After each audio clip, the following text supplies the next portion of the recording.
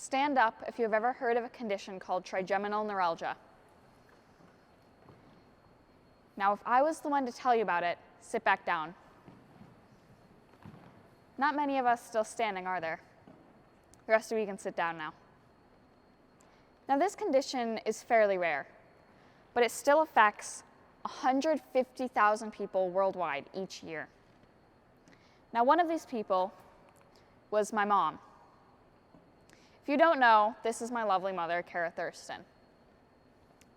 In 2012, she was diagnosed with recurring shingles. And shingles is a terribly painful rash that can be caused from an autoimmune disease, chronic disease, or stress or anxiety. And from having chickenpox as a child, which my mom did.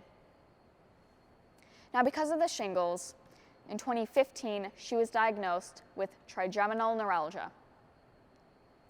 And she was in so much pain. She had 2 toddlers, was splitting up with my dad, couldn't get off the couch, and lived in the middle of nowhere. And she didn't have much of a support system. She was in so much pain that when people invited her places like a bonfire or the bar, she didn't want to go. She was just in too much pain. So people stopped inviting her. Don't invite her, she won't want to go. Or she'll just be a mood killer, don't bother inviting her. Now, if you were someone who was there for my mom, then thank you. My whole family appreciates you very much. But for the most part, she didn't have a very good support system. But I should backtrack. What even is trigeminal neuralgia? Well, you have 2 trigeminal nerves, one on each side of your face. Your trigeminal nerves are in charge of your sensory information. They allow you to feel a punch to the nose or a kiss to the cheek.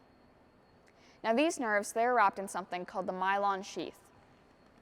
The best way to think about the myelin sheath is like the plastic covering on an electrical wire, where the wire is the nerve and the covering is the sheath.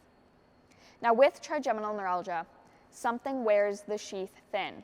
Could be a facial injury, a disease, or in my mom's case, shingles. Now when the sheath wears thin, that leaves the nerve completely exposed. Things can rub it, pinch it, and basically just damage the nerve. Now this causes an electric shock-like pain, and it's described as one of the worst pains in the world. In fact, it's so painful that people commit suicide just to escape this pain, this disease, naming it the suicide disease. But there is relief from this condition. There are drugs you can be prescribed, like carbamazepine, valproic acid, or baclofen. But these are very harsh, very addictive drugs, and they're not the best solution. They're not permanent. So there are better solutions. There are procedures that can be done, like gamma knife radiosurgery. This is a surgery that essentially kills part of the trigeminal nerve so it will no longer transmit pain signals. In a study that was done about this procedure, 55% of patients achieved less pain and 55% became pain-free and 77% had less pain.